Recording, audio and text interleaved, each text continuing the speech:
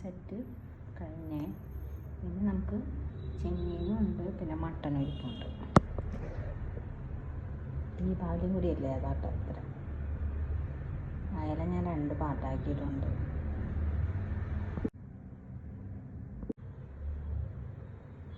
നമ്മൾ ഒത്തിരി മസാല പറ്റില്ല, കാരണം ചിലപ്പോൾ കറിയാക്കാനൊക്കെ ആണെങ്കിൽ അത് കറിയിൽ എരിവ് കൂടത്തില്ല. അതുകൊണ്ട് കുറച്ച് എടുക്കത്തുള്ളൂ.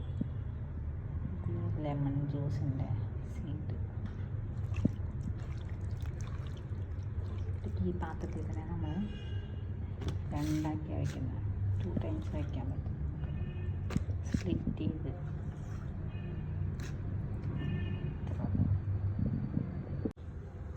ഇതിനിപ്പോൾ ഓരോ ഇല എടുത്തിട്ട് കാര്യം കൊണ്ടിന് വറുക്കാം.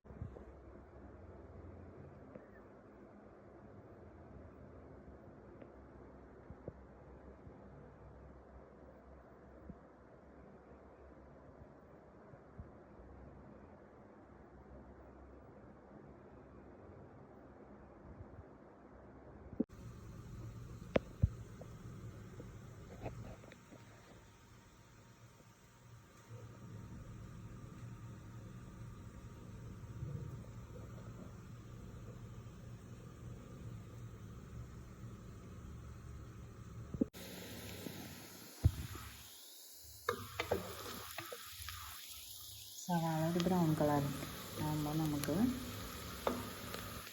കാശ്മീർ ജിഞ്ചറും ഗാർലിക്കും ഇടുക. അത് കഴിഞ്ഞ് ടൊമാറ്റോ ആഡ് ചെയ്യുക. ടർമറിക് പൗഡർ, പിന്നെ ചില്ലി പൗഡർ. നമുക്ക് കുറച്ച് എരിവ് മതി, നമുക്ക് കുറച്ചിട്ടിട്ടുള്ളൂ. ആവശ്യത്തിനുള്ളത് ഇടുക. മസാലപ്പൊടി,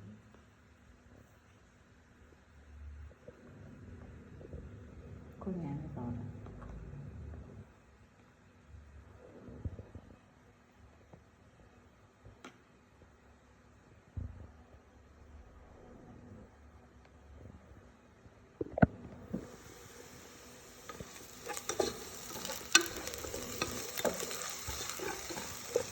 ബ്രൗൺ കളറായിട്ടുണ്ട്. ഞാൻ ജിഞ്ചർ ആൻഡ് ഗാർലിക് ഇട്ടിട്ടുണ്ട് ഓൾറെഡി. ടൊമാറ്റോ ആഡ് ചെയ്യാം.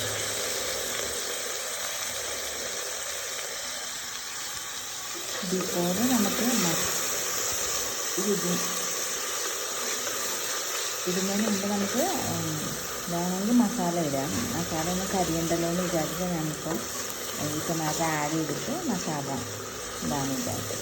ഞാൻ ഇന്ന് സെപ്പറേറ്റ് വേവിച്ചല്ല ചെയ്യുന്നത്. മട്ടനും ഇതെല്ലാം മൊരിച്ച് കഴിഞ്ഞ് മട്ടൻ ഇതിൻ്റെ ഒപ്പമിട്ട് നമ്മൾ ബിരിയാണി ചെയ്യുന്ന പോലെയാണ് ചെയ്യുന്നത്. അല്ലാതെ സെപ്പറേറ്റ് മട്ടൻ ഫസ്റ്റ് വേവിച്ച് വെച്ചിട്ട്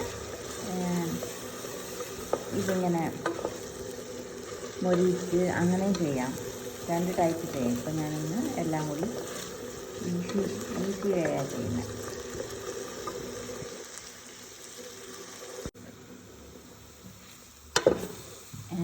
ഓൾറെഡി മട്ടൻ വേഗം ഒത്തിരി പീസുകൾ വേണം. അതുകൊണ്ട് നമ്മുടെ തക്കാളി ഒന്നും അധികം കുക്കാവണ്ട. അല്ലാതെ തന്നെ മസാലപ്പൊടി ഇട്ട് ഇനിയിപ്പോൾ മട്ടൻ ആഡ് ചെയ്യാം.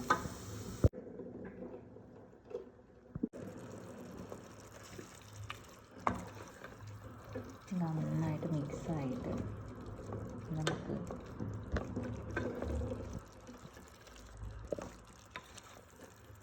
ലിഡ് ക്ലോസ് ചെയ്തിട്ട് ഒരു 5 വിസിൽസ് ഫസ്റ്റ് അടിക്കാം.